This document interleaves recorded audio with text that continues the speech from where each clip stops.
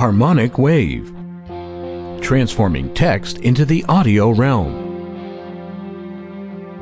We hope you enjoy this program. Ragged Dick by Horatio Alger, Jr.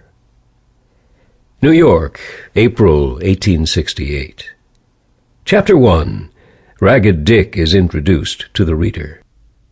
"Wake up there, youngster," said a rough voice. Ragged Dick opened his eyes slowly and stared stupidly in the face of the speaker, but did not offer to get up. "Wake up, you young vagabond," said the man a little impatiently. "I suppose you'd lay there all day if I hadn't called you." "What time is it?" asked Dick. 7 o'clock. 7 o'clock? I ought to have been up an hour ago. I know what was made me so precious sleepy. I went to the old Bowery last night, and didn't turn in till past 12. "You went to the old Bowery? Where'd you get your money?" asked the man, who was a porter in the employ of a firm doing business on Spruce Street. "Made it by shines, in course. My guardian don't allow me no money for theaters, so I have to earn it." "Some boys get it easier than that," said the porter significantly. "You don't catch me stealing, if that's what you mean," said Dick. "Don't you ever steal, then?" "No, and I wouldn't. Lots of boys does it, but I wouldn't."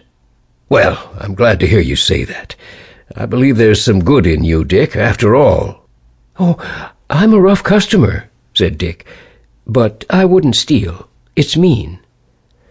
"I'm glad you think so, Dick," and the rough voice sounded gentler than at first.